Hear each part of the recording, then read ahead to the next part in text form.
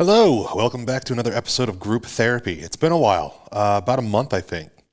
We started putting out episodes almost weekly, and you may have noticed we stopped. Well, that is because we have moved. Don't worry, our showroom is still in the same place it's always been. However, our offices have been combined with our warehouse, which is about 8 or so miles down the road.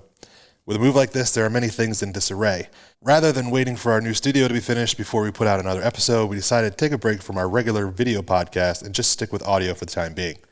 These episodes will still be available on our YouTube channel for those that tune in that way. For everyone else, you can still find us wherever you get your podcasts. So with all that out of the way, today's episode is on Pennsylvania whitetail archery hunting. Season is almost upon us here in Pennsylvania, and we are all very excited to get out in the woods. We cover the best times to hunt, the equipment we use, different hunting methods, whether that be tree stand, saddle hunting, spot and stalk, and so on, as well as tools and tactics we use to determine the best plan of attack before our boots hit the ground on opening day. At the end of the show, we talk about the helium balloon theory as it relates to bedded bucks, and the conversation gets a little heated, so you might want to stick around for that. Pull up a chair, it is time for some group therapy.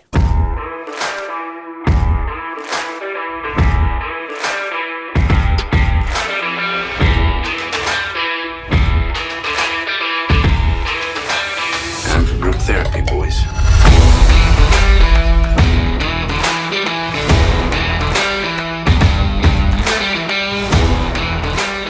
Panel, we've got Luke, Sam, and Josh from our sales team, and I'll just hand this over to you, Luke. Give us a rundown of what we're going to be talking about today. Yeah, absolutely. We're going to be going over, combined here, sitting in the room. I've been archery hunting since I've been 12, and I'd probably say the same thing for you guys. We've been doing it here for quite some time, and going to go over kind of when's the best time to hunt, what time of the year, early season, late season, equipment that we're running, or we know other guys are running that have had great success with hunting methods. I know here in Pennsylvania, there's quite an array of options for hunting methods that you can kind of go through, everything like that.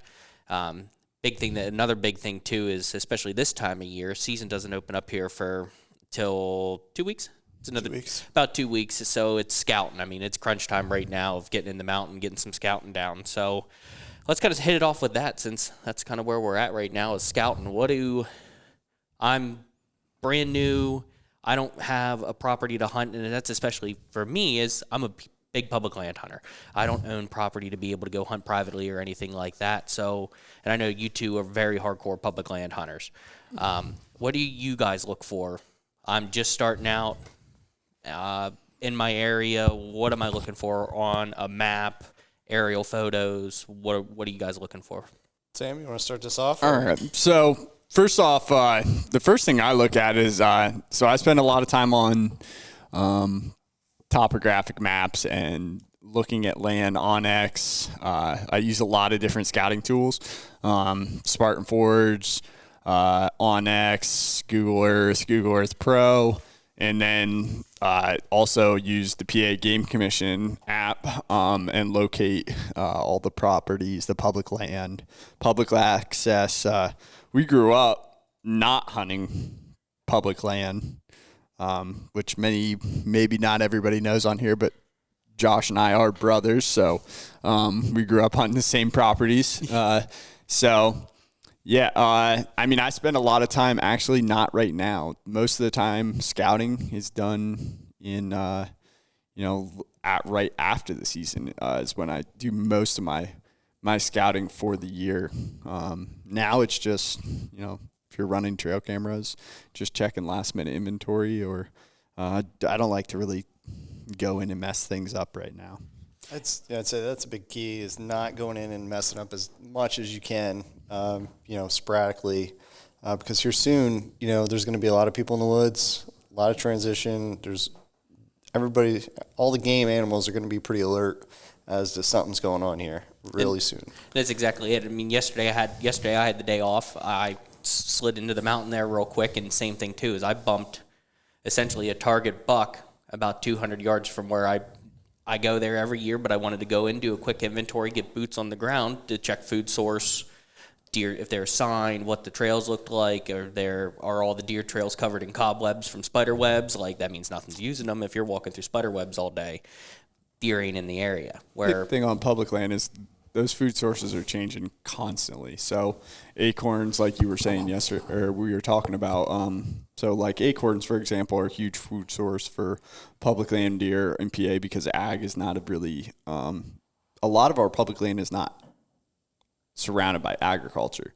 A lot of it's mountains, so you have to find mountaintops. Yeah, you have to find those food sources but they're changing every day, and those deer are constantly moving based off of them and refocusing, their bedding areas. And it only takes a little bit of pressure for them to start moving, but then also this time of the year, these deer are out also locating just because they're breaking up out of their bachelor groups. So you may have had these deer on camera all summer, but right now you're not going to, you may not see them for, they may disappear on you, but that doesn't mean they're gone for good.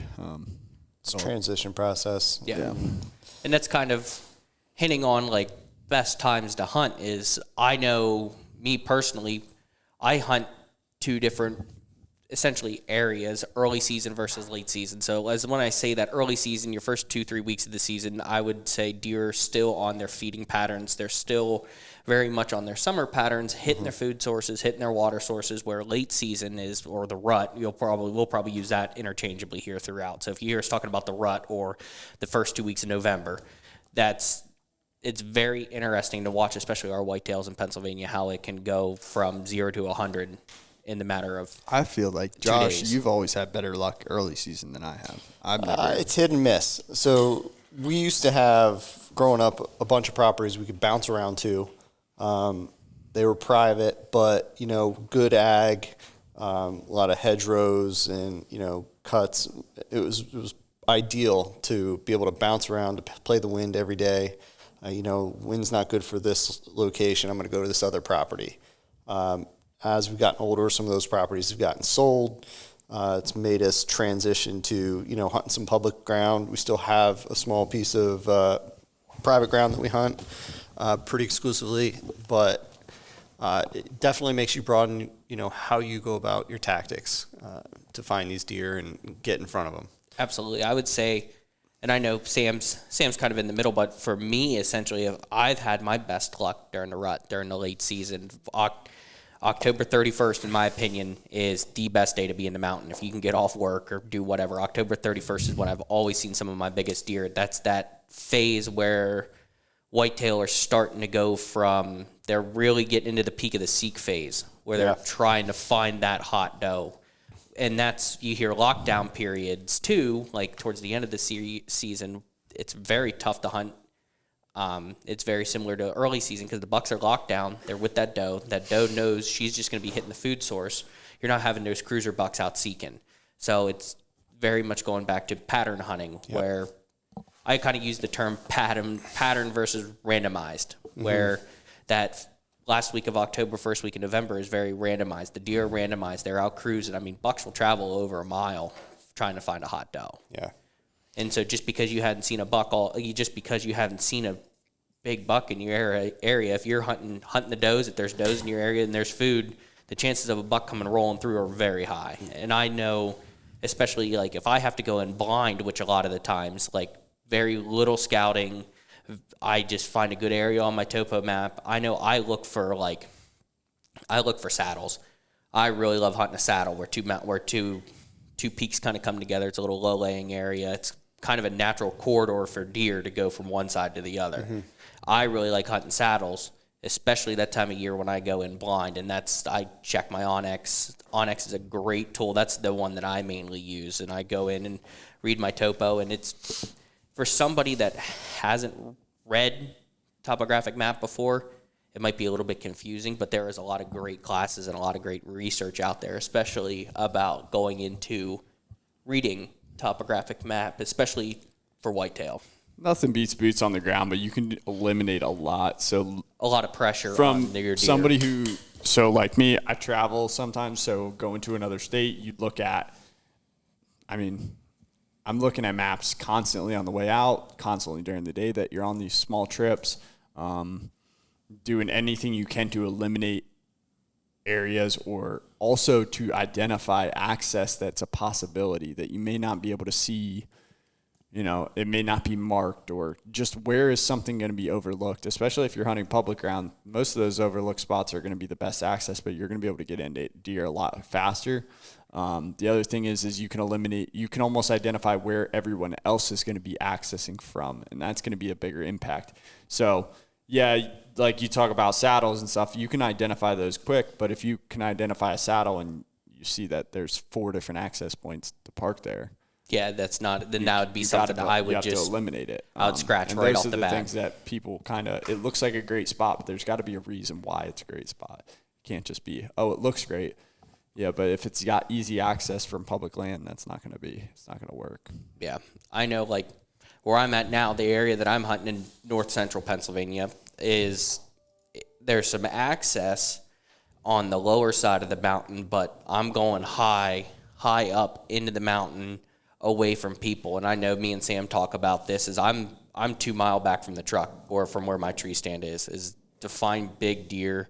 It seems like on public land in big mountain is you're having to get back in, and even during rifle season, but mostly we're talking archery here, is to get back in away from pressure, because deer are very, very susceptible to pressure of boots on the ground, getting winded, because they're not, especially here in north central Pennsylvania, it's a lot of big mountain country. So they're not used to seeing low deer people. densities too. Low deer density, and they're not used to having human interaction, where in the southern part of Pennsylvania, where I'm originally from, there's a lot more agriculture, there's a lot more going on, there's more human deer interaction, so they're not as wary of pressure, so you can kind of be a little bit more liberal of being more boots on the ground, being a little bit more noisy, stuff like that.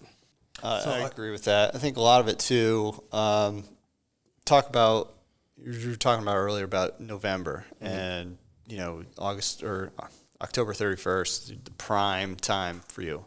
I think for me, if it really varies throughout the year. So season starts beginning of October. What time of day are you going to hunt?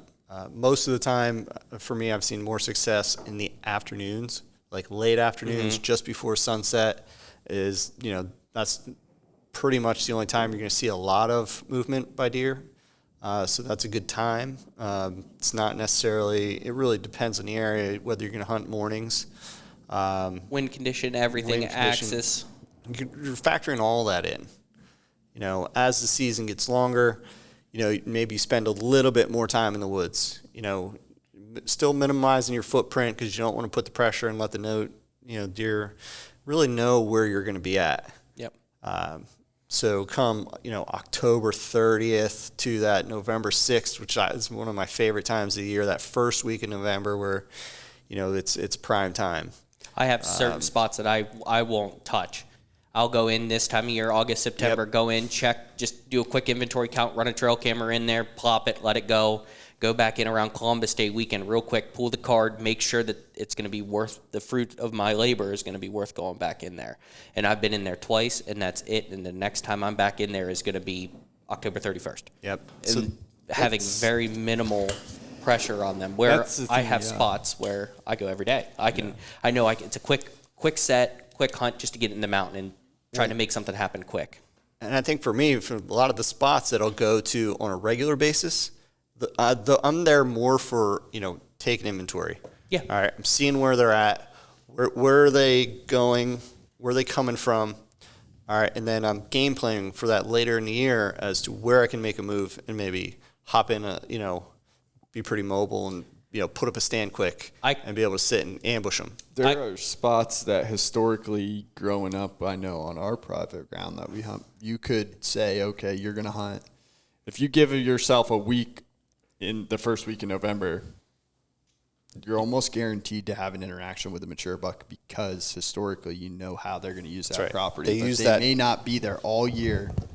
And that's the thing that most people don't. Through that area. Pennsylvania, you're hunting a lot. If you are hunting private ground, you're not hunting large properties. So these deer are typically moving from one property, and you're going to have to deal with your neighbors who may end up shooting that deer you want to kill. But if you know your property like we do growing up, and we've spent our whole lives there, historically having that knowledge of, I know, for example, I've killed 3 or 4 buck on the same ridge within 3 days of each other over the years.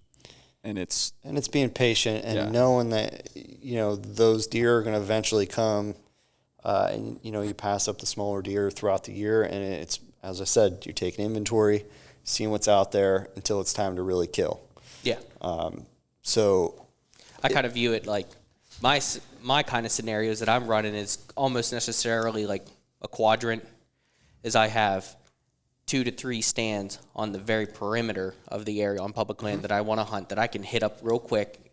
But, and that same thing too, is checking inventory. Like, hey, there's a chance. It's not like I'm wasting time because there's a chance that buck could be cruising around the outside of it, but I'm not getting into his core bedding area until it's go time. Till the wind's right, he's distracted, and I can get in there. Yeah, I think that's one of the things that frustrates my wife and kids the most. I get home at night, and they're like, oh, did you kill anything? Did you see anything? I'm like, yeah, I saw some deer. And they're always like, well, why didn't you shoot one? Yep. And, it's, I'm very particular. We're trying to kill a certain age class. Not necessarily how big it is, but, you want to shoot a mature deer. So, early in the season, you're going to see more of those young bucks, does transitioning. But mature bucks, they're typically not moving a whole lot until later in that year. So, it's hard for them to understand that, we're out here trying to do something and have a plan. I think you just hit the nail on the head, too, and it's something that we talk about a lot in Pennsylvania, is that it's very tough for us. If somebody shoots a 180 or 190-inch whitetail in Pennsylvania, that's an absolute incredible accomplishment. And somebody shoots a 150. Even a 150, exactly. I get excited over a 130 or 140. And that's kind of where I view it as I'm hunting an age class. And there's nothing wrong with a 120 8-point is if he's 4.5 years old, because a lot of it, we're not having the agriculture or as much food source or something along those lines to grow massive. I would say it's more we just don't have the genetics. When you go to Ohio or somewhere, you're going to see, my interactions with Ohio and the several times that I've been there is the mature deer are just, it seems as if there's a higher concentration, but in reality, I think it's just that their soil, there's so many different factors. Nutrition's a big thing, but I wouldn't say it's necessarily genetics. You will see quite a few big bucks in Pennsylvania. Yep. But they got to get to that age class. Yep.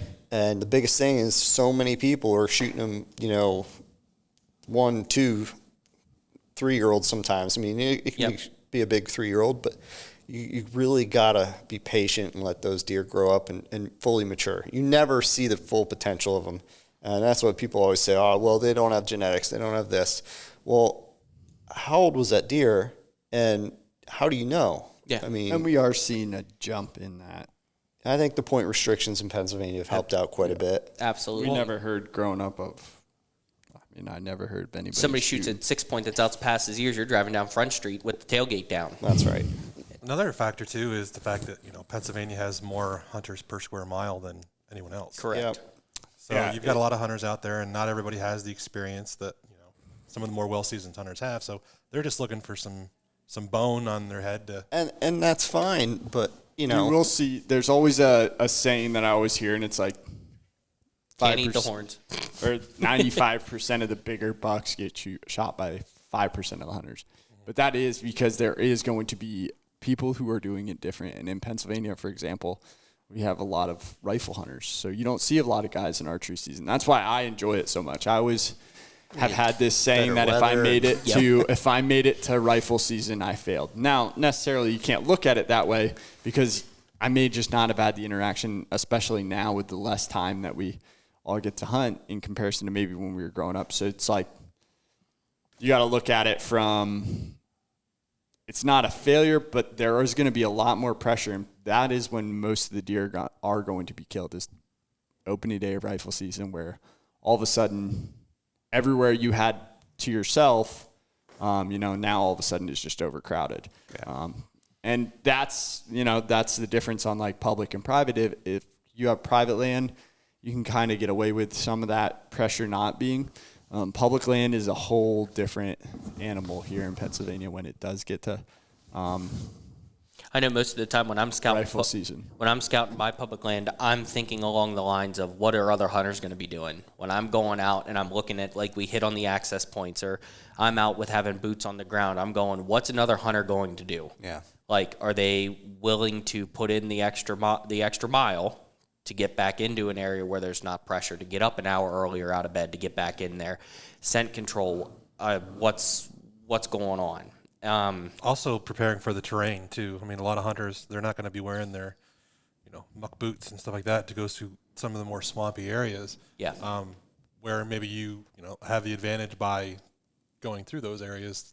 Access is going to be key. So if you get out of the car and you see a steep hillside, that's going to eliminate people immediately.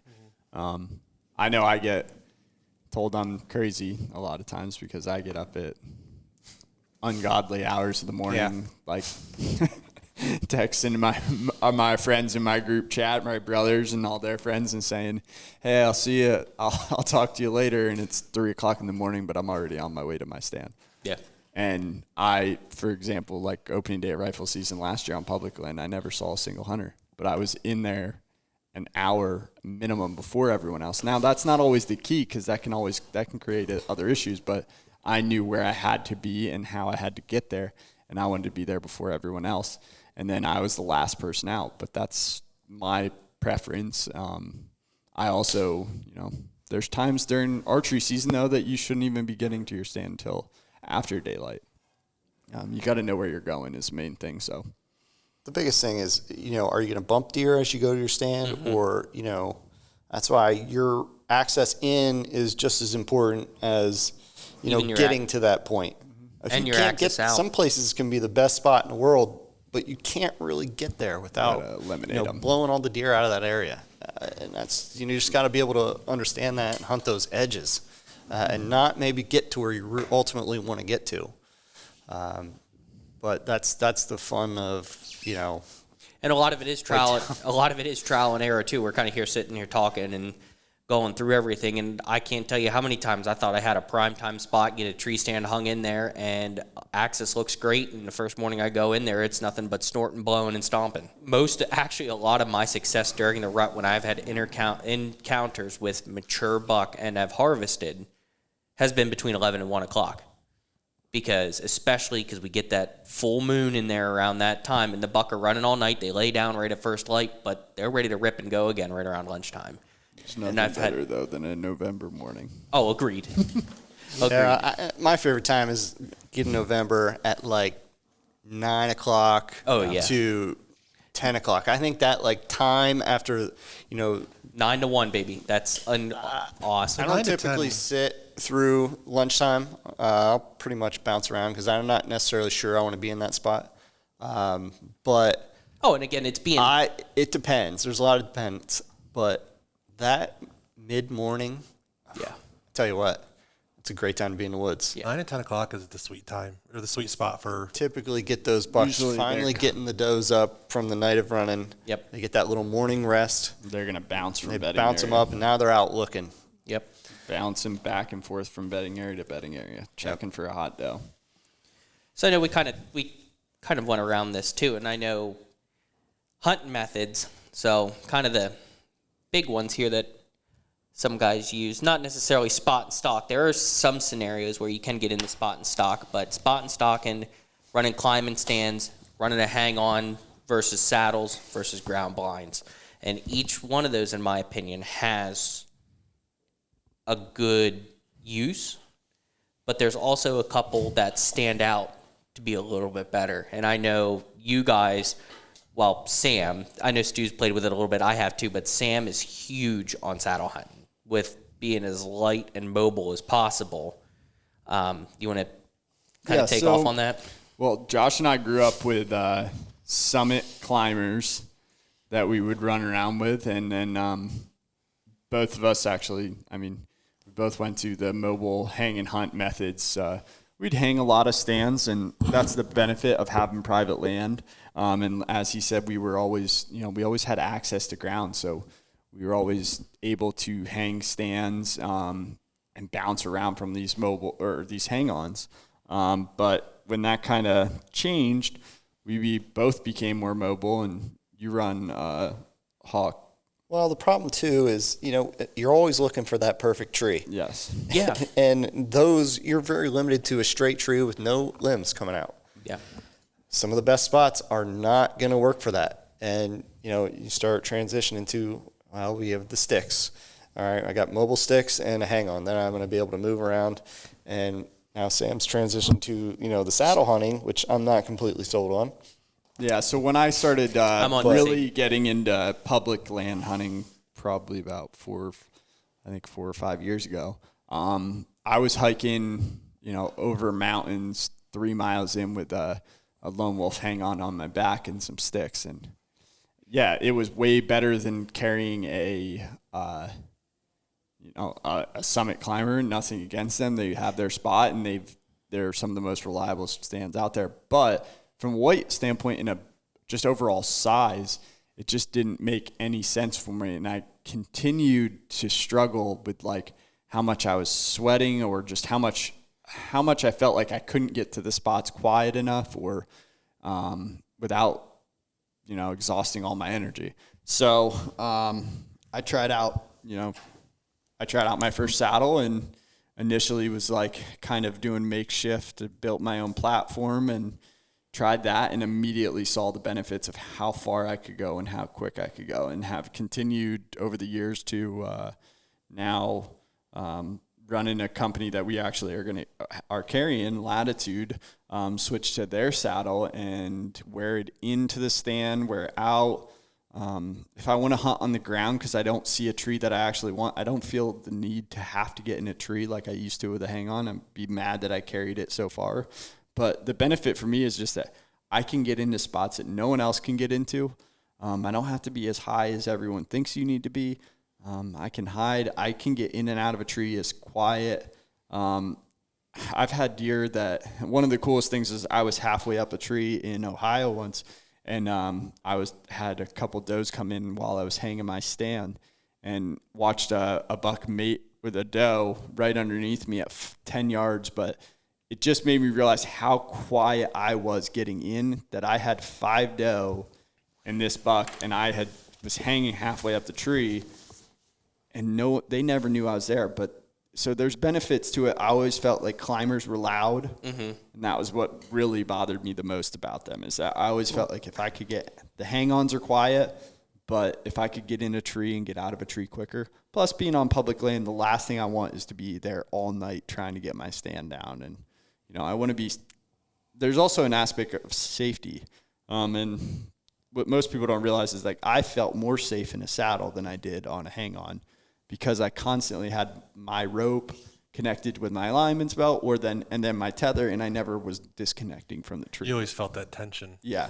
Which is huge. And I didn't like that in a hang-on where I didn't feel that tension. You didn't have that constant reminder that you were tethered. Yeah. And so, like, I'm kind of more similar to Stu, is that I'm running a set of XOP sticks and a Millennium.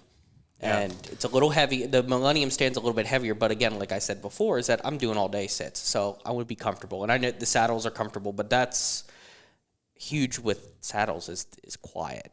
And that's why I've gotten away from climbers, because Summit, same thing. I've used Summit for years. I love they're rock solid, but again, you're going around in the dark with your flashlight looking for that perfect tree, and then you get 3/4 of the way up and go, oh crap, I can't go anymore. Yeah. And then you're stuck at about 12 foot off the ground. Scouting comes in where you go in early season. I Well, mark yes. a lot of trees. Exactly. Mark them on your maps, and then Yeah. you come back and I take that's pictures. going to be a spot. One of the big things is I take pictures of the trees in the spring, and then at least have references all the way around, or a video, so that I know what the area around the tree looks like And in what's the daylight, so that when I actually get there in the dark, I have a better understanding of what I'm going to see when it gets light out. The biggest hurdle I have to overcome when I'm going in with my tree stand is, on the property I hunt, and I think it's true with a lot of Pennsylvania because there's so many pine trees, is silhouetting myself. I guess there's not enough kind of like back foliage for me. I kind of stick out a little bit too much. So I couldn't even imagine either going in there in the dark and trying to figure that out, or just even stepping foot outside of my truck with my tree stand, not knowing where the stand's going to go.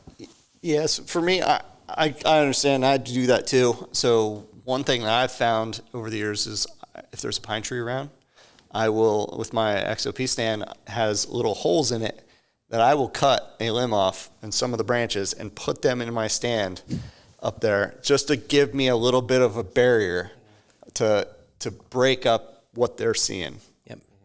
It's not necessarily they can still see me, but it's just that 3D image of something that's in front of you can break it up just a little bit. Yeah. So now, where you guys have that idea, I have the saddle where I And I understand you're putting a tree behind you the whole time, but at all times. So I'm never silhouetting myself, at least from where you think the deer are going to come from. well, that's right. Yeah. But they can still come from behind you, and you. Yeah. Yeah.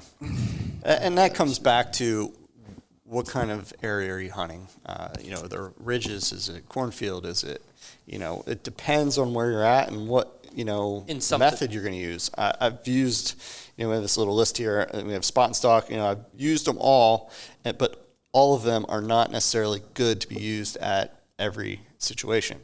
So the spot and stock, we had one property that we used to hunt a lot, and there was no trees around. It's a huge field, but it's got rows of cornfield with some hedgerows and little streams that go through it, and it was perfect to understand where the deer were coming out and going in, and be able to go and get set up in one of those little drainage hedgerows in between the field. And I would go get set up and bury myself in and try to get myself in front of those deer, at that perfect time. It was some of the most fun times I've had hunting, going to sitting in a row of cornfield, just 2 rows back and Just waiting. for it, and having deer walk right by you. But that's all knowing, playing the wind, understanding where you're going to get set up.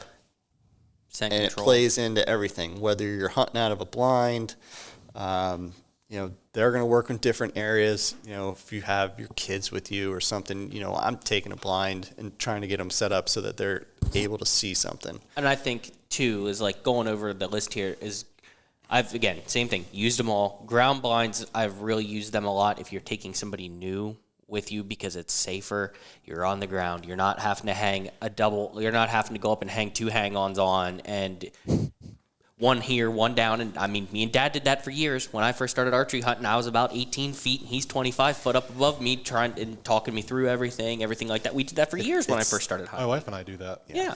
And there's nothing wrong with that. But I know when my wife goes hunting with me, I don't have any kids like Stu, but whenever I take my wife hunting, we're going ground blind. Yeah. Because she's comfortable, she feels safe, and you can tuck that in along the edge of a field line and brush her in and be good to go. But that's hunting agriculture. I feel ground blinds are very useful in agriculture. We're hunting big mountain. With a lot of cover and not a very large view, it's tough to put a ground blind out in the middle of the mountain and hope for the best. You're cutting off a lot of your view. You're also putting it into a place that those deer, especially I feel like mountain deer, they know their surroundings way better than you ever could imagine. One little thing out of place, it doesn't add up to them. And I've personally never enjoyed hunting other than when we had those field properties to hunt. That was the only time I felt we could ever get a ground blind in. Yeah, and that's how I've been. There's a couple places I have access to hunt with when I take her along, and same thing is it's a ground blind set up in there, and it's kind of where I've really felt it. Same thing. I've never really had much spot and stock because 99% of my hunting I've done has been big mountain. Well, it's not like out west either where, Correct. the terrain, we got all the leaves and it's so loud, in Pennsylvania when you're walking through the woods, it's much different, than being out west, the terrain's different. So it's a different type of spot stock. Today's episode of Group Therapy is brought to you by Lycoming Archery. Lycoming Archery is our very own archery pro shop located in Montoursville, PA, which is pretty much smack dab in the middle of Pennsylvania. We carry compound and traditional bows from Matthews, Hoyt, PSE, Bowtech, Diamond, and Bear. We also have a huge selection of in-stock pre-sighted crossbows from brands like Raven, Mission, 10-point Excalibur, Wicked Ridge, and Centerpoint. Along with all the accessories you come to expect in a high-end archery store, we also have a state-of-the-art pro shop offering full technician services. If you're looking for some camo, we carry the country's largest in-stock inventory of safety gear. So stop in next time you're in the area and check out what we have to offer. While you're here, take advantage of our indoor bow range. Now let's get back to the conversation. Segueing in here to more talk about some equipment and some brands and everything like that we carry, or brands that we all use, is that scent control, knowing your equipment. Archery hunting, there's a lot that goes into it than saying going and buying a gun, getting a box of shells, foresight my gun, going in, hitting a pie plate at 100 yards and saying, we're going to the mountain. Right. Archery is you're getting broadhead set up, you're checking your equipment, you're doing everything like that. Let's touch on scent control. Because I think in archery season, the biggest, most important thing out there is the wind. Yeah. What do you guys do? And well, we know. I know for me, I have my. Go ahead. We'll go down the line. Go ahead, Sam. Start us off. So I don't really play. I do play scent control, but I don't worry about what I smell like going into the woods. And not that there's times where I don't think that has mattered.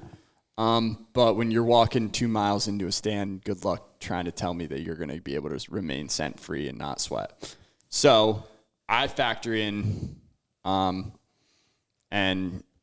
Josh or Stu will specifically know this, that I carry milkweed around constantly. So I'm always checking the wind, but I'm also checking thermals, which I feel are more important than, but it all depends on where you're hunting. So a lot of times, like when we would hunt open field areas, we would have the ability to where the wind and the thermals weren't different. But when you're up in the mountains, thermals will push, they'll take control of the wind and make it a lot harder for that wind to, basically, there's no perfect wind in the mountains. Right.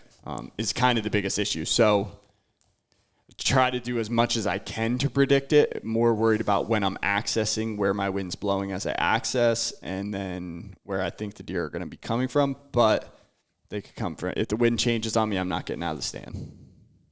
And that's kind of, I am a scent control freak. I know it's so hard to control it a lot of the time, but I try my absolute conscious to keep it in mind, because especially you're going back in that whole way. You have that target buck come into you. I don't want to risk having him be at 10 yards, wind switch, and go, there he goes, down over the side of the mountain. I'm washing my clothes. Everything's in scent totes. My wife laughs because that's the only time I ever do laundries during hunting season, is because I got my routine about what I do with my clothes. I keep them in my Ziploc bags, and I'm similar to Sam, is that I'm going way back in the mountain. Same with my dad. That's just kind of the style that we've been always doing. And I have a separate pair of Under Armour that I wear when I go out. I wear that out, and when I get about 200 yards from the area that I'm going, I stop, strip down, get changed, and roll that up into a bag and put it in my pack, and then I finish the rest of the way in. See, I'm a freak. That's crazy. See, I told you I was a freak. I'm just saying, no, I mean, I'm not saying you're wrong. I'm not saying any of that. And that's what's fun about it. You've got people who will shower before they go out to hunt. And, Here.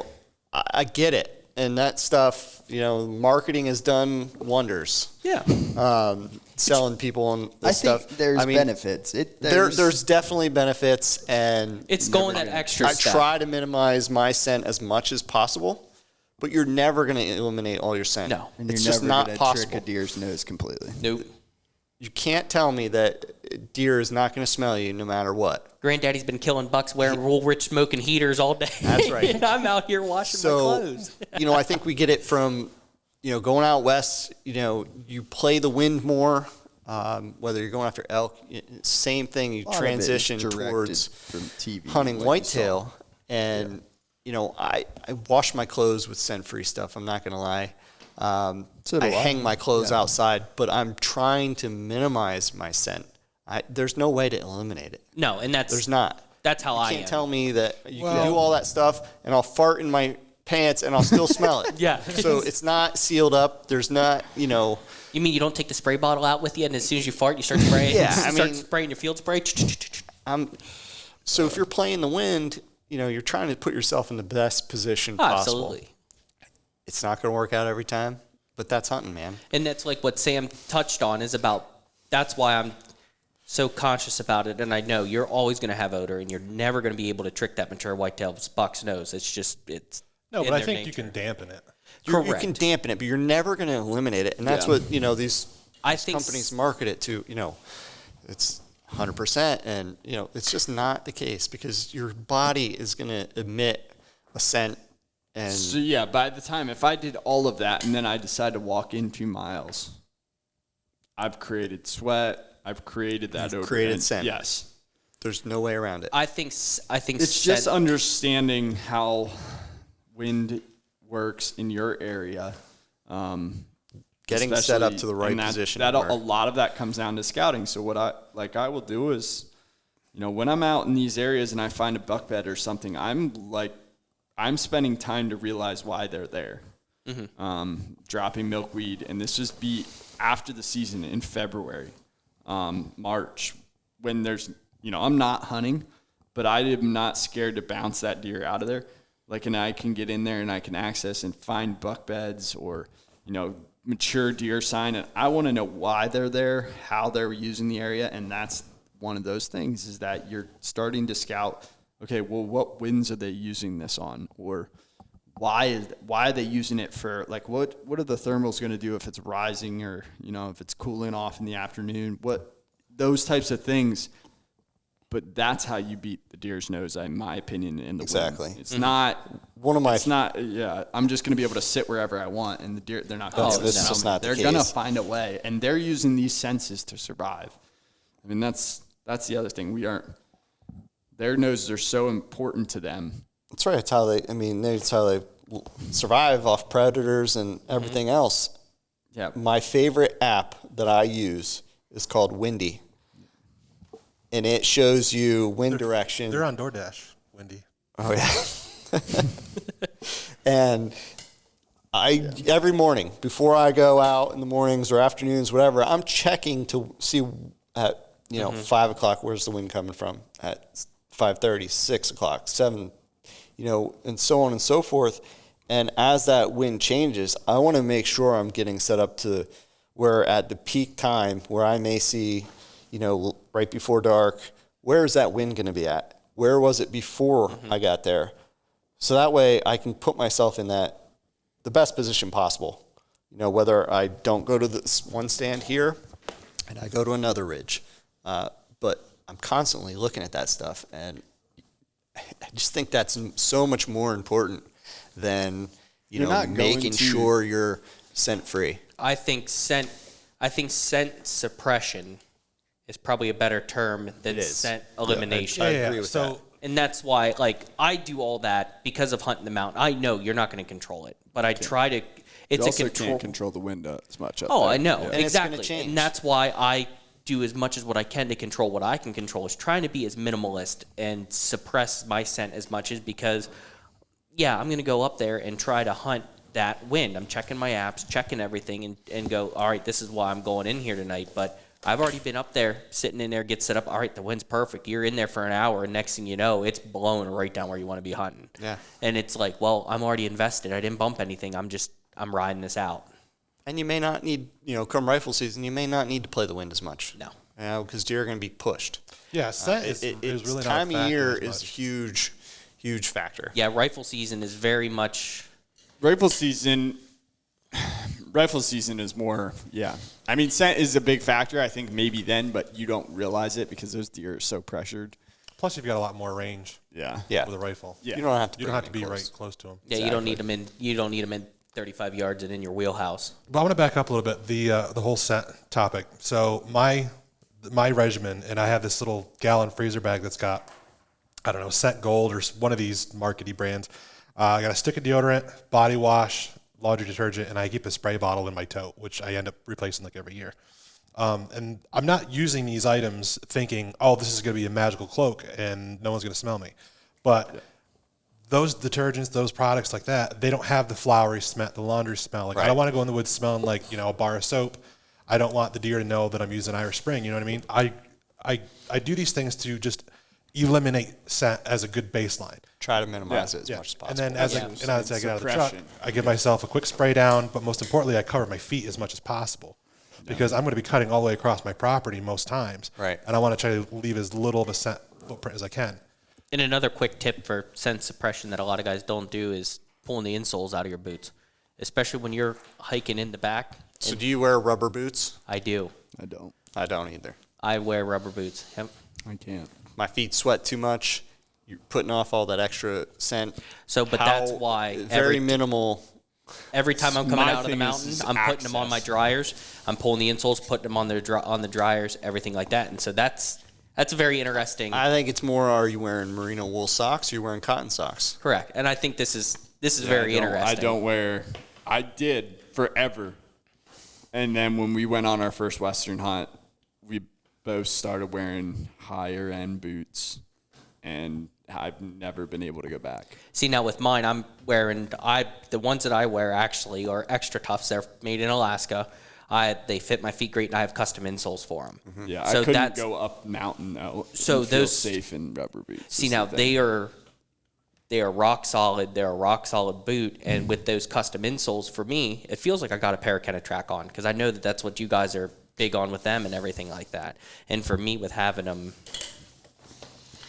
Yeah. There's some smiles here. Is there an inside joke to this? Or No, we both were a competitor. yeah, that's right. I know that. I actually just got a new pair of boots last year before the start of the season. I got the new. I can't remember the name of them, but the new Under Armour style. They have that really good Vibram. it has the kind of the rebounding effect in the sole, where when you step down, it kind of gives you a little boost back up. So you're not using as much energy, a little quieter. Yeah. They're super warm because they've got like a really high thinsulate rating on them. So I only wear 200 grain. I typically have an uninsulated boot, no matter what. I think the ones I got are 400, and that's too I'm much. uninsulated. Yeah. Too much. That's too much. So my big thing is that I'll find other ways to stay warm out there with that. My problem is if my feet are cold, I'm ready to go. Like that's the first thing that's like going to make a hunt bad for me, and I'm going to really stop enjoying myself. Is if my feet are freezing. So one of the big things to do is like I will do this. I will take an extra pair of socks and switch my socks out on the way, because if your socks are wet, you're kind of in trouble to begin with. So I'll wear merino socks, and yes, they'll dry quicker, but if I can carry all the way to the stand and then swap my socks out, then I'm getting a fresh pair of socks on that are dry. And then while they're, those wet socks are drying, that's kind of where once they're wet, You're done. you're kind of in trouble. So let me ask you: have you ever been in a situation where you had cold feet, changed your socks out, and then they've warmed up? Yes. Okay. Well, that's what I'm saying. I do it as they're warm. Like I'll do it when I first get to the stand. Okay. Oh, I see. that, I see so what that you're I'm not having to sit there with wet Prevent them socks getting on. them cold. saying. Yeah. Yeah. Gotcha. So for me, over the years, you go from growing up, you're wearing Carhartts, and you have these 1,000 grain insulated boots, and you wear the heaviest socks you can, and you end up freezing all day. Well, as the years have gone by, and obviously clothing technology has come a long ways, but you learn to incorporate your system and use that to your advantage. So everything's system based, whether from your base layers to your insulating layer to your shell. Same thing with socks and boots. At most I will ever wear is 200 grand pair of boots, because you start getting that. There's no airflow, and you have to be able to warm up that air. So if it's too constricted in there, you're not able to get your foot warm. All right, so Which is going to limit your blood flow to your. that's feet right. also. So I'll get a good pair of heavyweight merino socks with a 200 grain boot, and I am good to go pretty much all year. Yeah. Now I'll typically wear just a light merino sock and uninsulated boots, but that's if you're more mobile. I just have found that the less constricted my feet are in my boots, the warmer they've been. And they don't yes, they get cold, but not to the point where, you're freezing, your feet are sweating, and next thing you know, you got to get out. You're miserable in the stand. Go back to camp, put your feet in front of the fireplace. The other thing is in this. I mean, there's other methods I've heard of people using. I know some people put there's. Well, they have hand warmers now. hand warmers and stuff. But another thing is that with me personally, so one of the other benefits of me being in a saddle is that I get cold, I can climb down as fast and just walk around my stand for 5 minutes and warm my feet up. Just get them moving. and then get right back up. Well, And I that will would- do that sometimes, You know, during the you can day. take an extra pair of socks with you and throw them on the outside of your boot and stretch them over. It just gives that little bit of stretch extra them over insulation. and throw but a hand warmer doesn't- into the toe. It doesn't constrict, the airflow inside your boot to allow that, air to come and go. You have that breathability in all these membranes in your boots. You need to keep that functioning properly. Once you put too much in there, it's not going to go good for you. We were talking about scent control. We're talking about technology for, being warm and set free and everything. You were talking about walking out 2 miles and sweating, whatever. Now, I got to say, and this isn't a plug, even though we work for Euro Optic, this isn't a plug. There's so much technology that I love about Sitka. And one of the things being is, you've got your wicking right there. It goes out. And the science behind it's great because I'm not going to get into like the water droplet size versus your vapor size of your heat coming off. But there's a lot of the material is made with that silver, that scent controlling component to it. So, if you're walking in 2 miles, the spray is not going to do much justice, but I think you're better off with that type of system with that material than you would be otherwise. So it comes back to, synthetics and natural fibers, and I think Sitka uses polygene in their synthetics. I'm a big proponent of, I love wearing merino wool as my base layer because it's naturally odor repellent, and when it gets wet, it's going to keep you warm. Synthetics it dries slower. Yeah. Synthetic, and it comes to personal preference, but synthetics is going to dry a lot faster. But it stinks. With their, they have polygene, but it does still, you're sticks still to going to you. carry that Smells a odor. And then layering properly on top of that. It's a system-based design for a reason, and So, you need to be able to understand how to incorporate those layers to be able to get you through any range of temperatures. And that's kind of the beauty of the whole system is, being able to play for us. Now I've used pretty much the entire line, but being able to play around with the system and talk to people and try to get them into the right situation for the environment that they're hunting, whether it's a temperature or, are you hunting in the rain or whatever. There's a solution for that whole thing. I've had a tough time because I hunt so much different than maybe sometimes people are designed for, like these clothing are designed for. My issue is how mobile I like to be is building that system and finding a system that keeps you warm in November while you're going and hiking in this far. I think it's one of the things I like is being able to test and try all these products and put them to the, see what works for me and maybe it'll work for you, but at least then I understand, why it just doesn't work in the system and what I'm trying to do. Like, you're not going to wear a Fanatic suit hiking back into the mountains. I wish I could. Because I wouldn't get cold when I was back But you there, have to but find I a will solution sweat to- like crazy when I on the way. But you have to find a solution to be able to either, one, pack something in with you and layer it as you get to the tree stand, or, find a different solution and put that stuff to work. There's so many options out there, and it's kind of the beauty of it all. That for Yeah. Those Sitka lightweight, the heavyweight hoodie is probably my favorite piece of gear because it's called the heavyweight hoodie. It's super lightweight, it's super packable, and it's so warm. And I use that for everything. And now they've come out with the new ambient stuff, which is kind of taking over, getting rid of that. Same thing, getting rid of the heavyweight, and you'll be able to wear something that's has a little bit more loft but still the same light. It's still going to be capabilities. quiet and not be Yeah. like some of their Kelvin stuff. So I like this stuff. Obviously, it's like wearing pajamas. I love that stuff. we pretty much I wear it every day. Work, hunt. I think too, this is kind of a good segue. We're talking about systems and layering and everything like that. We talk a lot about on our other podcast about like what's in your range bag. What's in your range bag? What do you take to the range?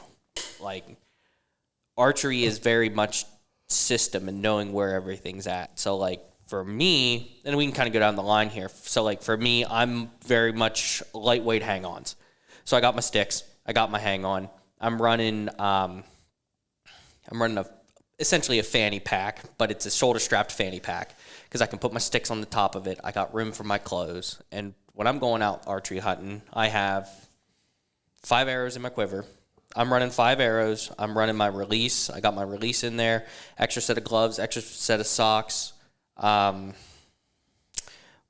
know Sam was talking about taking his milkweed with him. Same thing here. I always carry milkweed with me to check the scent, and just your general tools of the trade kind of thing. I always carry an extra set of Allen keys in there in case something goes wrong on my bow, because now with our bows, it's very much evolved. It's not just stick and string anymore. So like on mine, my setup is I'm running a Bowtech Rain 7, shooting Easton FMJs, the Full Metal Jackets, the 5 millimeters. I'm shooting fixed blade broadheads. I'm shooting Grim Reapers with a Spot Hog Fast Eddy. 62 pounds is what my draw is. And for me, bows are very similar to shotguns. And we've talked about this previously on our other podcasts, is the bow has to fit you. Just because I love Bowtech doesn't mean that it's going to fit you, or like Stu. It's totally feel. Correct. What you prefer, how does it feel? It's comfort. Thumb release versus a resistant release versus a trigger release. Well, you got 1 pin versus 2 pins, 3 pins, whatever. Correct. Everybody's a little different. You guys, you have run double, and then you run 3-pin. Yeah. It's kind of funny talking. It's kind of funny. A lot of us, the 3 of us here, I mean, this is everyday conversations for us. So, and it's very funny how similar we can be, but also still very different. Even though we're all running Spot Hog sights. That's all we're all running. We're all running very similar arrows. Because it's the same thing too. Is I'm comfortable with my bow. Now, I would never shoot at a whitetail at 70 yards, but I know I can go out back. I can go out in the backyard and start shooting group out at 70 yard and hold a group. And that's building confidence, and I know that because it's a straight extension of my body that everything fits right. My bow's in tuned, my broadheads are tuned, everything is ready to go, so that when that moment of truth comes in and you got that target buck at 20 yards, it's second nature. It's pulling it back and letting it fly. Yeah. Let's talk more about broadheads, because it's such a talked about issue. Okay. Because everyone is so different, and I want to hear what you guys think with your, fixed I think versus we're all mechanical. going to have the same answer. So I know for a fact that all 3 of us shoot fixed blades. You have a Grim Reaper fixed blade. Yep. Yeah, fixed blade. And 80s. I've recently gone Pro to this. 80s. I used to use expandables and Yep. had issues, and have seen some very marginal shots that turn into, just long blood trails. And then I've seen stuff that, The deflection of basically an expandable compared to the deflection that you're seeing off a fixed blade is totally different. And with Sam's going off of as what we're talking about is deflection. Is like, so you have a deer come in and you're shooting quarter and away. So you're trying to put it in there between the 5th and 6th rib cage back to run it through to come up and take out both lungs. Where on an expandable, with only having that small of a tip, that you're running a chance of deflection. And if you do read broadhead reviews, guys do that all the time. They take the sheet of plywood with a target and see how much of a deflection off of that arrow. And I've ran into issues with deflection with expandables, and that's where the hype with expandables, and they have their place. They do. They really do. And I'm not trying to be, and I know all 3 of us here are not like, I've killed plenty of with expandables. We're not expandable haters, but just for the style of hunting we do, expandables are great because they fly exactly like a field tip. You screw them on, you shoot them, and they're good to go. There is no putting a washer on or adjusting your fletchings. Way more into Stu's into this more than I. Yeah. So for me, I don't have anything wrong with expandables. Me I neither. used them for years. When we started getting into hunting out west, going elk hunting and stuff, is when I wanted to have a heavier setup. So I wanted to have something a little more rigid, and that really having that fixed blade gets you that situation. So that's when I made the switch personally. I went to originally my first fixed blade. I would say I went to the Iron Will broadheads, and they're fantastic, super sharp. But again, they're on the expensive side. I am now transitioning and I wouldn't say transition because I'm still going back and forth between the two, but I'm testing out and using the G5 Montec M3s, And then which are pretty nice. Yeah. I have had good success with both. And I just got the Exodus, the Yeah. new Exodus for redheads. But I just think it's more reliable. I don't have to worry about, is it going to expand? one of the big things I like is that when it's inside the deer, I don't have to worry about how that. So if you make a questionable shot, or also I feel more comfortable when it's hitting bone. Yes. Yeah. So it's hitting bone, and then what it's doing when it's still inside, basically, if you look at, you can break an expandable broadhead, and the broadhead or the blade is kind of slides in behind the other blade inside the broadhead, whereas that fixed blade is kind of just in there tearing stuff up.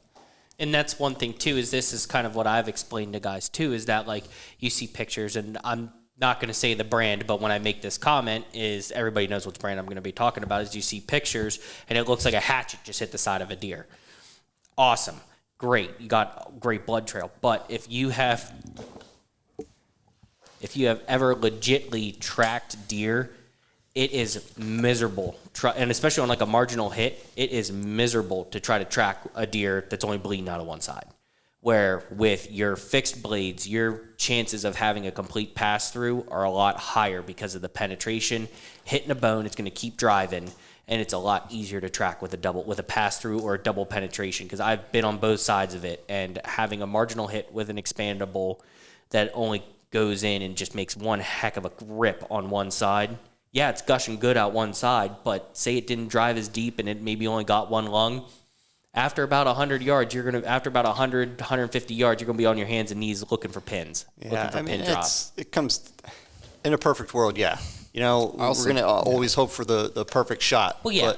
But, things happen. The other thing is, been there. Angle of attack. Just last year, same thing. Is a big thing. I've had some pretty miserable experiences in my life in the last few years with, hitting a few buck in the shoulder blade and not having found The other deer. thing is, yes, you don't want to hit them in the shoulder blade, but the other thing about expandables is you're whitetail hunting, and we all know here in PA, it can be thick. And yes, you shouldn't be trying to shoot through things, but when an expandable may hit something, You may not see those branches, those like the yes, little twiggies and exactly. I've had a time where I thought I 100% shot a deer.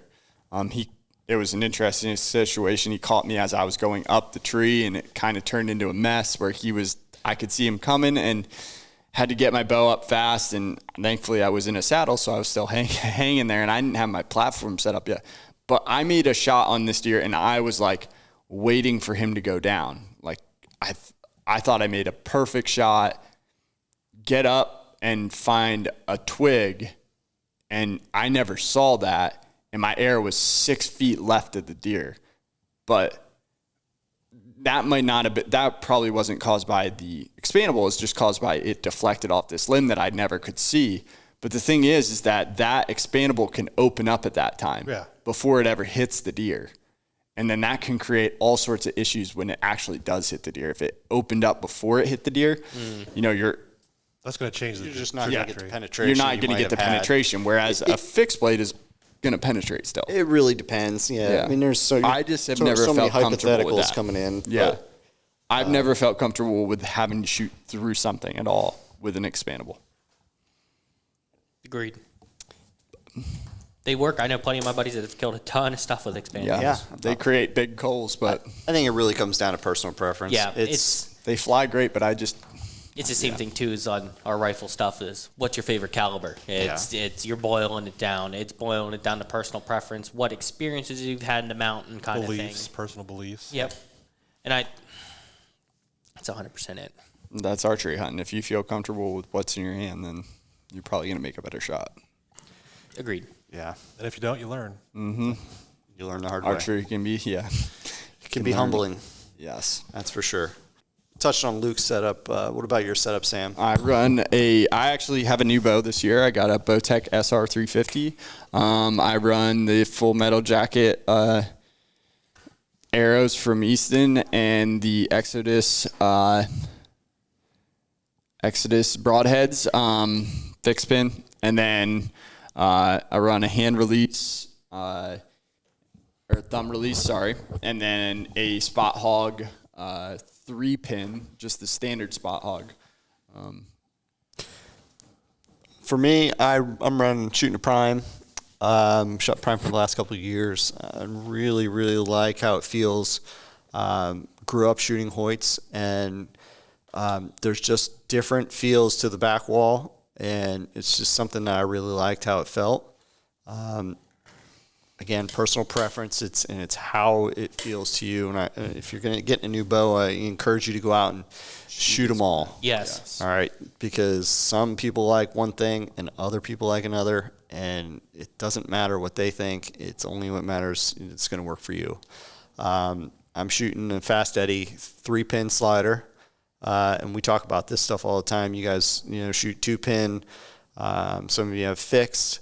And just for my setup and what I prefer, I like having those 3 pins and then be able to slide off the 4th. So I have 20, 30, 40, and then I slide off my 40, for anything longer. Now, I'm not in Whitetail. I'm not shooting any farther than that, but, going out west, you're going to have those longer shots. You shoot a lot of the 3D shoots. You shoot Total Archery Challenge, everything like that. I do, and, practice religiously shooting out to, 80-plus yards. Not that I'm going to take something at those distances, but you practice at that distance so that when you go to take a 30-yard shot or a 40-yard shot, it's a chip shot. Shooting, especially for me, 60 yards plus 60, 70, 80, it really magnifies any imperfections you might have in your form. It totally does. If you have any jitters, because it's going to be extremely magnified. At that. Not only jitters, it's just your overall form and your release and holding it. I think really shooting it makes you distance, steady everything. Correct. I think shooting distance really helped me refine my shot process, as into Get to see your imperfections Correct. a lot quicker. They're magnified at that long distance. So If you have a tendency to miss, like, a certain direction or if you're pulling it or pushing it, it's that's where it stabilizes. exponentially farther out at the farther you get. Yep. And you may not see those at 20 and 30 yards, but you get out past that, it's a game changer. Let's also talk about releases. You both have just switched to a different kind of release. Something in the ways that I've used for years, but I know Sam has bounced around with a lot of different ideas. Sam or Luke, why don't you tell us about that? I know I bounced. I mean, for shooting rifle for a lot of years, and what we said about before is what being comfortable with, and with being a competitive rifle shooter for so many years, I was just so comfortable with a trigger release, of being able to have a trigger release, feel it, everything like that. Where been talking, doing some research, and I ended up going with, and I know Sam did too, I ended up going with the Cobra Harvester. And just off of how I like it, how it felt in my hand, how much easier it is to draw that bow, because on a cold November morning, you're stiff sitting there all day. And I noticed with my trigger release, it takes a lot more torque to start getting that bow going, because you got to get the tension here on your wrist. It's tightening up on the shaft, and then it's coming back. Where I noticed with shooting a thumb now is I can grab it, and it's a lot smoother, and it's right back. And I did used to shoot traditional a long time ago, so it's very similar for me. It's like shooting fingers, is that you can bring it back, bury it, and start squeezing. It's a very, for the position that you're in, shooting a bow, it's a lot more natural to do it, and has less tendencies. It gives you better form. So I explained this to somebody recently. If you're shooting a lot, and you're practicing a lot, I think that having thumb release, back tension release, those types of releases are going to be the most accurate.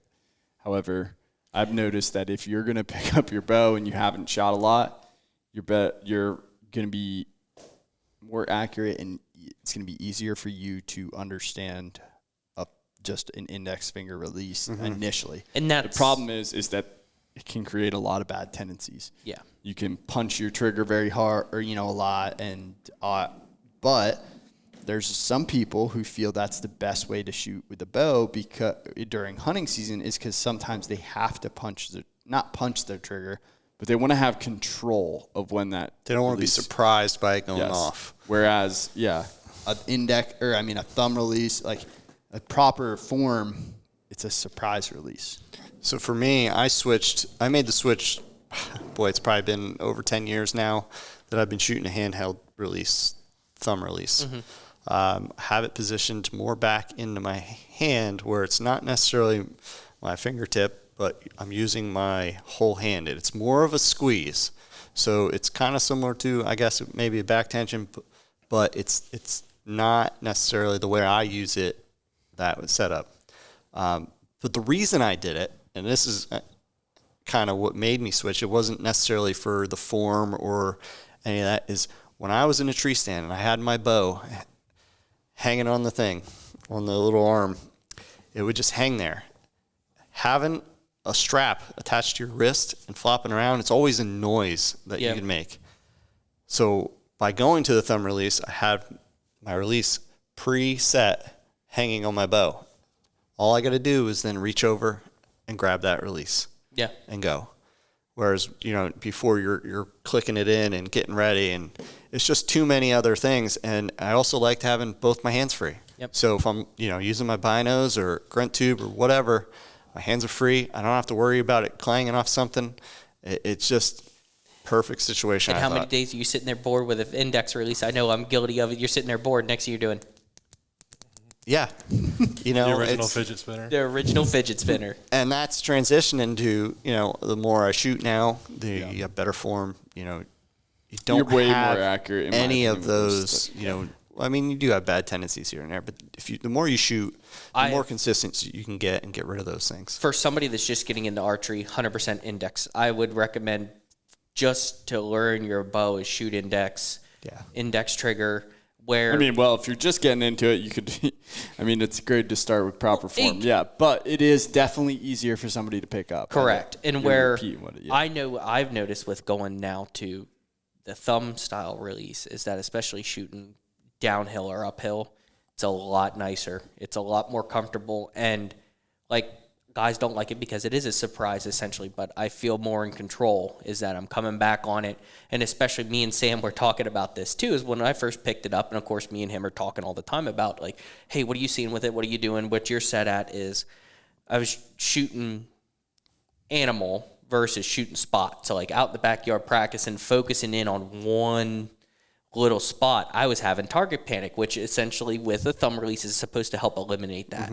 But I went and shot a little bit of techno, and I have a place down by the house that has one, and it's amazing. And I went in there and started shooting out with a thumb release, and I'm like, wow, it's instinctive. And that's what archery form really should be, is instinctive. You really shouldn't be thinking about it. It should be a surprise. It's all natural. And once I started shooting a thumb release as in, say, in a hunting scenario, as an instinctive, drawing it back, burying it, getting my tension right, and just starting to let it go. Just pulling through.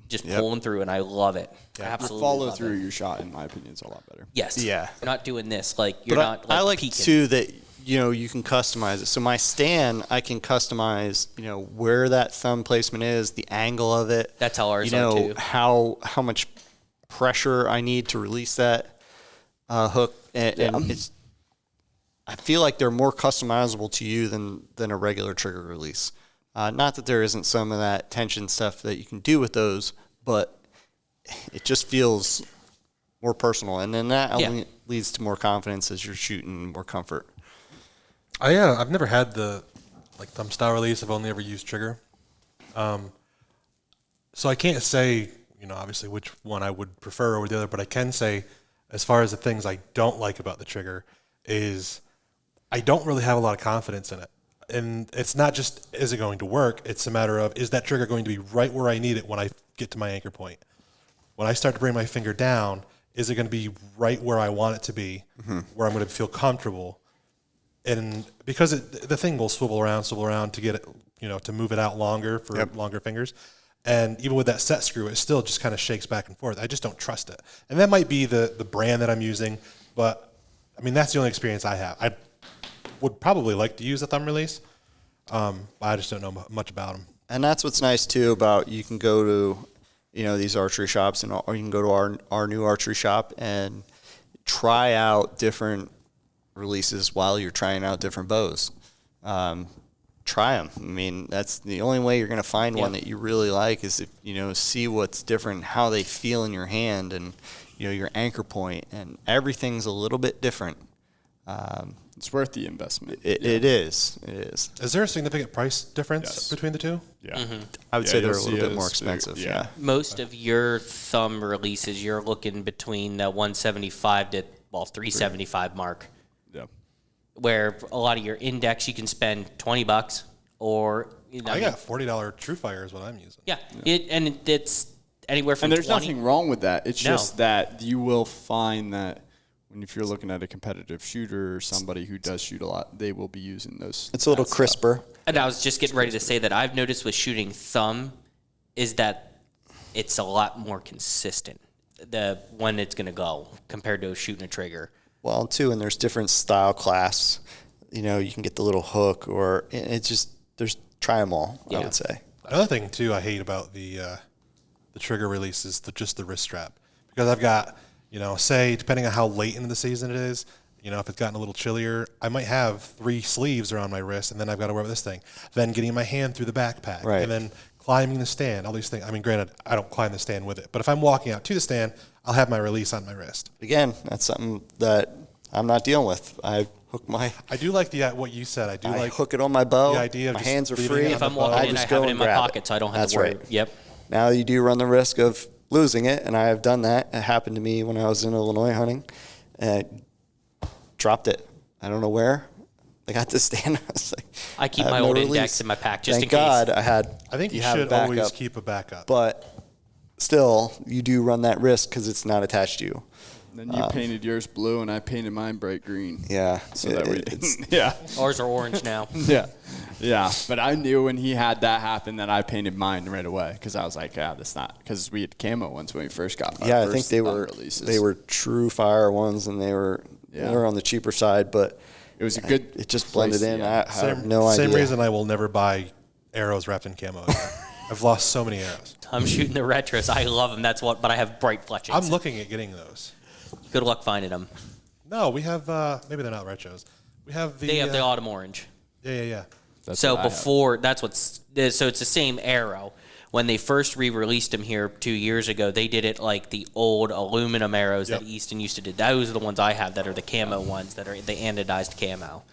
Yeah, And we then have they the just- Easton, like a burnt orange. the autumn orange. And then they started doing that a little bit after the You retro are, camo. 26 going on 50. Oh, yeah. so I'm a total very boomer. true.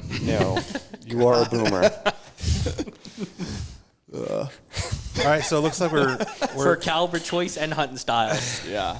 no doubt doubt about it. We're just, some of us are old-fashioned. 22 silhouette. Well, I mean, this is one of the longest episodes we've done because it's one of my favorite subjects to... I'm just disappointed we didn't even get into the hot air balloon scenario. Well, I was going to ask if we wanted my. to touch on the thermal debate because I hear that's a pretty hot topic. In the That was office. hot topic this morning because we were game planning about the podcast. So Let's anybody- wrap the podcast up. I want to talk about this. All right. So Go ahead. How about it, engineers? Luke begins to tell a story about hot air balloons. Now, Helium balloons. helium balloons. And Stu, he did not know this theory. Uneducated. And I personally have known this theory for a while, and I've ran into it. So immediately I agreed with Luke. Yes, this is a theory. So there is a lot of it comes from the Hunting Beast. If you look at the forums, so that's somewhere I learned a lot of my stuff Tactics. from, my tactics from it, in a sense, or scouting techniques, or where to look, and just learned a lot from the information. But they talk about if you find a hot air balloon, Helium. or hot air balloon, a helium balloon in the not hunting if woods, there's going to be a Big hot air. difference. you should check If you what's find one of them, you around got to it. call the and FFA. that you'll find a buck bed. And I have ran into this story, but Luke ran into one yesterday. Same thing. Stu I had bumped never it. heard of this theory. Let's talk about the science of it. What is it exactly that we're talking about? So the theory. I wish we were live video today because you should just see Stu's face. But so the theory is with a helium balloon, it goes up into the atmosphere. Once it gets so high up into the atmosphere, it deflates. So it's going to start coming back down to Earth. And it's following the thermal and vortexes of the winds as they're coming back down. And bucks will lay in an area where they can get sent from all over, from the different wind conditions, the way that it's rolling, everything like that. And the theory is that balloon will follow it down to the centralized area where all the wind essentially meets in a thermal. And there's a mature buck typically will lay in that area, and I've seen it. Those thermal, and I have seen it multiple times So there's a lot of science that Luke is putting into it, but I don't disagree with the science, all right, but I'm talking practicality and reality in my sense of, maybe it's just me being optimistic. I'm gonna have to pull This my is phone out and show you a some pictures of some absolute perfect scenario that they're describing. Yes. And has probably zero relevance to the real world. I think what really happened is, yes, there is some. It's a possibility. The wind and the thermals are going to pull there. But and let's describe but that I think this it balloon turned coming into a down joke into then, the atmosphere. It turned into every time somebody finds a balloon in the woods, there's a giant buck hiding around the corner. sit there every time. That is what we're getting to. And that's what Stu thought I was talking about this morning, which I was not. So I immediately debunked this whole thought process by. So you're telling me that there was no wind that day on the ground surface. There was, no rain. The trees didn't have any effect. It just came down in a perfect scenario because of the thermal dynamics into the perfect spot. And I simply said, all right, well, let's let off 100 balloons, and they should all come back down in the same spot by your theory. And so it's totally random, and I don't doubt that the thermal dynamics had something to do with it. But putting that into your thought process to where you're going to set and find a buck. Not every balloon is going to be released is going to land in Correct. the same spot. It's just something to keep in mind. That's like if you rigged up and welded a frame and shot your rifle perfectly up in the air, it's not going to come back down in the barrel. Correct. No, but you should Call me crazy because the forums are filled with pictures of balloons out there. Yeah. So one of the articles I was reading actually had worded it like this. They had said, if you're ever out and about and you're doing some scouting and you happen to see like a mylar balloon, which obviously would be helium then, that your chances are, because of hitting a thermal or vortex on the way down to the ground, if you find a balloon on the ground, chances are you're standing in a prime bedding area. And the reason is just that that wind is being pulled to that area. So which is where bucks want to sit. Hub. Unless the wind that day is pushing it somewhere else. It's a point of interest. It's just a reference for that area. I gotcha. I can't wait. I just disagree 100%. Arguing here. Your brother's going to give me your Onyx pin, and I can't wait. We could get in arguments here just because I'm going to go to Weiss. Like to disagree, or we could get opening day of archery season where I know Stu's sitting. I'm going to go to Weiss and buy about 100 of them. The next balloon I see in the woods, I'm hanging a stand. That's just rumor has it though, all day. And when you shoot the 30-pointer over it, don't come crying to me about, hey, Luke, you were right. I will give you guys all the credit in the world. We'll have to be careful because from what I hear on the internet, helium is a finite resource, and we're going to be out of it here soon. I think we were supposed to originally run out of it this year. This was like 10 years ago. I heard helium's going to be not a thing anymore. So we'll see. I guess if we don't have any helium balloons, we'll never find those bedded bucks. Yeah. Pro tip: use helium balloon. It's a theory. It's a scouting technique. I'm going to let one out every time I get out of the truck before going in the woods. It'll lead you. I'm going to follow that thing and say, that's where I got to go hunt today. It's a $300 littering fine, just so you know. Instead of killing bucks, we're just going to be killing a bunch of turtles. All right, well, on that note, I think we'll wrap that up for today. I appreciate having the conversation with you guys. Always a blast having you in here. And if you're out there, and I want to know what you think of the helium theory. Have you heard of it before? Or is this the first time you're hearing about it? There's already podcasts out there, episodes, articles talking about it, but there's no real back science unless you talk to Stu. Then he'll point you in the right direction. It was a hot topic this morning in your optics sales floor. Go ahead and if you have any show suggestions, any comments, questions, or anything like that, you want to reach out, you can do that by emailing us at Group Therapy at eurooptic.com. You can also find us on Facebook, Instagram, and YouTube. And hopefully it won't be another month before you hear from us again. So that's it. Thanks for listening, and have a great day.